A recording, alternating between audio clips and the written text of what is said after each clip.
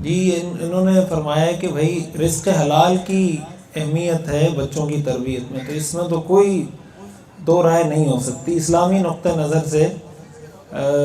اسلام کے جو بنیادی اصول ہیں نا، اس میں ایک ہے کہ فرائض پورے کرنے، دوسرا بنیادی اصول ہے حرام سے بچنا ہے۔ یہ پہلا سٹیپ ہے۔ نوافل، مستحبات، سنت یہ بہت بعد کی چیز ہے۔ تو جو پہلا سٹیپ ہے نا وہ یہ کہ فرض ادا کریں، حرام سے بچیں۔ یہ بالکل یعنی وہ ہے جو منیمم لیول ہے، اس سے نیچے کی گنجائش اسلام میں نہیں ہے۔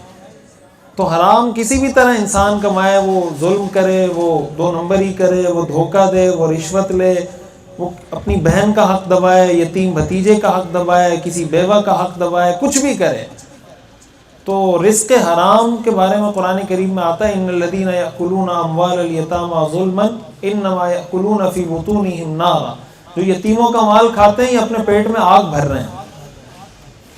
تو جو بھی ناحق ظلم کوئی کرے گا تو اس کا بدلہ اس کو دنیا اور آخرت میں اس کو ملے گا۔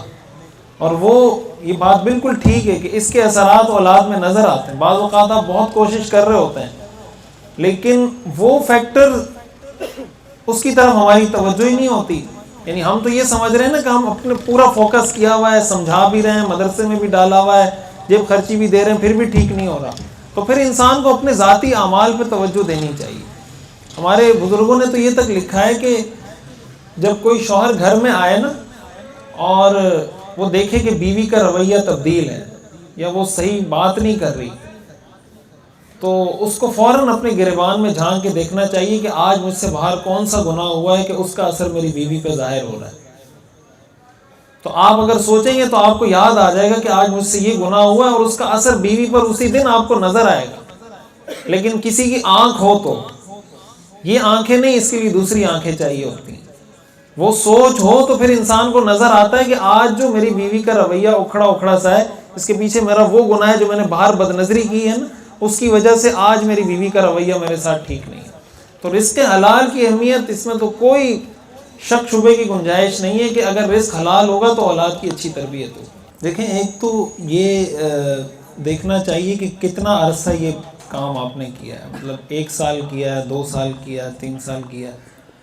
اب ایک تو یہ چیز بھی میٹر کرتی کہ بعض اوقات وہ 5-6 مہینے میں، سال میں نہیں سمجھتے، 2 سال میں سمجھ جاتا ہے۔ تو ایک تو یہ کوشش جاری رکھنی چاہیے، پہلی بات یہ ہے۔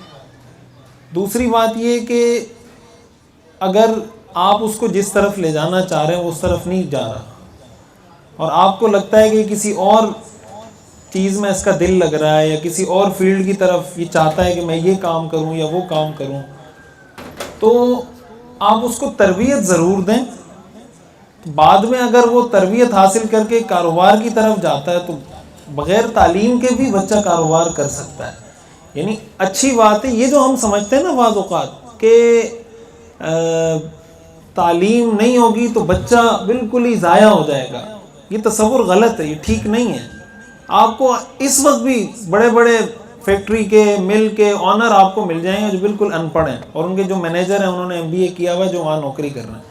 کئی ایسے ان پڑھ آپ کو مل جائیں۔ میں یہ نہیں کہہ رہا کہ بچوں کو ان پڑھ رکھیں، لیکن ان کیس کہ آپ کو ایسی چیز فیس کرنی پڑ رہی ہے اور آپ اپنی پوری کوشش بھی کر رہے ہیں تو یہ کوشش کریں کہ اس کو کسی پازیٹیو کی طرف ڈائیورٹ کر دیں۔ اس کا دماغ بزنس میں چلتا ہے تو کوشش کریں اس کو یہ چیز تھوڑی تھوڑی سکھا کے اس طرف لگا دیں کہ بیٹا آپ یہ کام کریں، لیکن اس پہ ذمہ داری ڈالیں۔ جب اس پہ ذمہ داری ڈالیں گے، مثلا یہ ذمہ داری کہ بھائی آپ نے اپنا خرچہ خود نکالنا ہے، آپ کو میں خرچہ نہیں دوں گا، آپ نے جو بھی جیب خرچی ہے وہ جب انسان کوشش کرتا ہے، محنت کرتا ہے تو، اور ساتھ جو سب سے اہم چیز ہے وہ دعا ہے، سب سے اہم چیز، اس لیے کہ حدیث میں آتا ہے دعا سے تقدیر بدل جاتی ہے، لا يرد القدر الا الدعاء، تقدیر کو بدلنے والی چیز دعا ہے۔ اور دعاؤں میں بھی سب سے مقبول دعا ماں باپ کی دعا ہوتی ہے۔ ہم بزرگوں سے تو دعا کرواتے ہیں، ماں باپ سے نہیں کرواتے ہیں۔ سب سے بڑے بزرگ کون ہوتے ہیں؟ ماں باپ ہوتے ہیں۔ تو بھائی بزرگوں سے بھی دعا کروائیں، میں یہ نہیں کہہ رہا نہیں کروائیں، لیکن ان سب سے زیادہ بزرگ آپ کے لیے آپ کے ماں باپ ہیں۔ تو آپ خود بھی بچے کے لیے باپ کی حیثیت رکھتے ہیں، آپ اس کے لیے دعا کریں گے، آپ کی دعا اس کے حق میں قبول ہوگی، اور پھر آپ کے والدین ہیں، ان کی دعا آپ کے حق میں قبول ہوگی۔ آپ ان کو کہیں کہ میرے اس بچے کے لیے دعا کریں، اور نیک لوگوں کو بھی کہیں, بزرگ جو حضرات ہیں جو نیک لوگ ہیں ان کو بھی کہیں. تو جب آدمی کرتا رہتا ہے نا, محنت کرتا رہتا ہے, اللہ تعالیٰ کچھ نہ کچھ راستہ سجھاتے رہتے ہیں. یہ ظاہر ہے کہ ایک فیکٹ ایسا ہوتا ہے, بعض بچے نہیں, نہ وہ پیار سے مانتے ہیں نہ وہ ڈنڈے کسی بھی طرح نہیں مانتے. تو سختی بہرحال ایسے بچوں کے ساتھ زیادہ سختی پھر نہیں کرنی چاہیے کہ نہیں, مطلب آپ نے سوچا ہے کہ میں نے اس کو حافظ بنانا ہے, تو بھائی نہیں, نہ بنائیں حافظ اس کو. وہ نہیں کرنا چاہ رہا یا اس کا ذہن نہیں چل رہا تو چھوڑ دیں اس کو.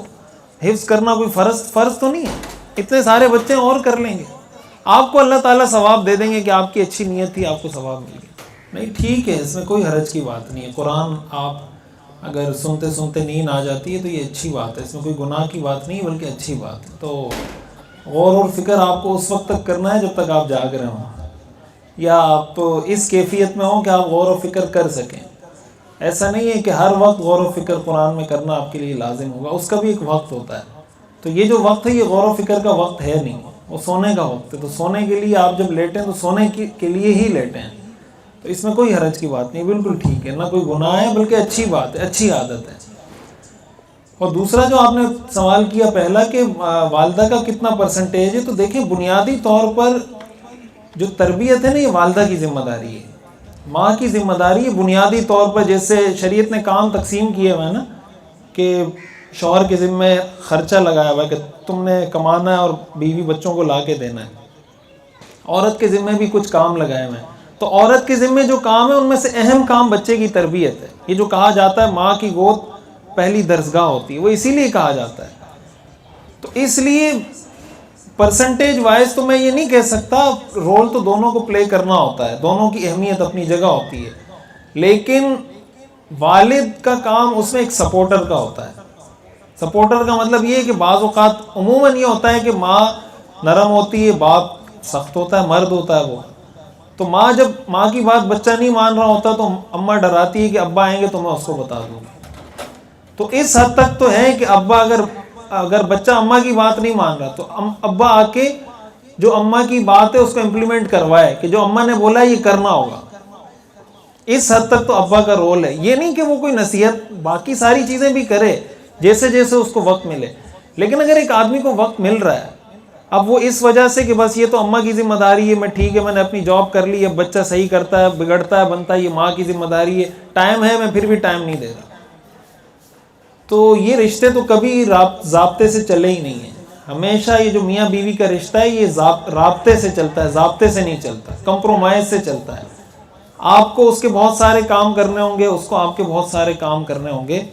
تو ماؤں کو یہ بات سمجھنی چاہیے کہ بنیادی ذمہ داری عورت کی ہے, اور والد جو ہوتا ہے نا وہ ماں کے فیصلوں کی امپلیمنٹیشن کے لیے ایک طرح سے ایک سپورٹ فراہم کر رہا ہوتا ہے.